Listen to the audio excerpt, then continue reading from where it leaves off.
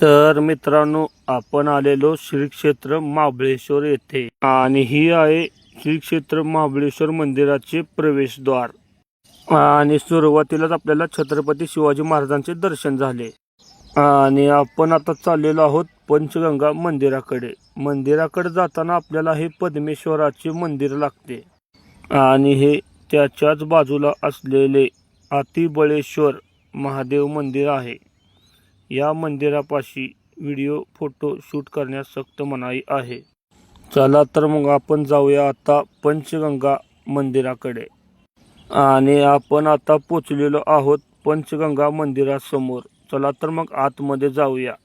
आतमध्ये आल्यानंतर कळतं की हे मंदिर किती प्राचीन आहे आणि याच ठिकाणी होतो 5 नद्याचा उगम आणि या गोमुखातून 5 नद्याचे पाणी एकाच गोमुखातून वाहते। चला तर मग बघूया 5 नद्याचा उगम कशा प्रकारे झालेला आहे। आणि हे आहेत 5 नद्याचे उगम स्थान। या ठिकाणातून येणारे पाणी हे कुठून येते ते अजूनही कोणाला माहीत नाही। आणि कृष्णा नदीचा उगम जिथून होतो तिथे आपण भगवान श्रीकृष्णाचे दर्शन घेऊन निघालो आपण महाबळेश्वर मंदिराकडे। महाबळेश्वर मंदिरामध्ये आल्यानंतर आपल्याला सुरुवातीला झाले नंदी महाराजांचे दर्शन आणि मग घेतले आपण महाबळेश्वराचे दर्शन आणि बाहेर आलो।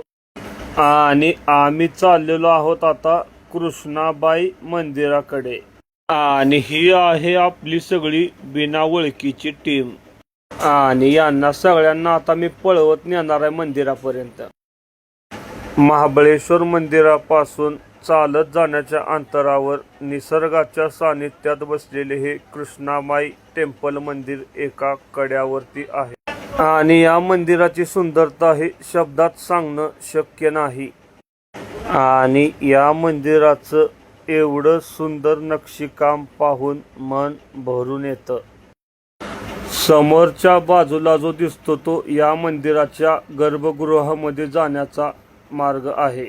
आणि या काकूंनी आम्हाला या मंदिराची पूर्ण माहिती सांगितली आणि या मंदिराचे वैशिष्ट्य काय आहे हे सांगितले। हे मंदिर 7000 वर्ष जुने असून ह्या गोमुखातून वाहणारे पाणी कृष्णा नदीच्या उगमातून येते। आणि तुम्ही जर महाबळेश्वर ट्रिपला आलाय आणि या मंदिराला भेट दिली नसेल तर तुमची पूर्ण ट्रिप फेल आहे। आणि ब्लॉग आवडला असेल तर लाईक, शेअर आणि फॉलो करायला विसरू नका।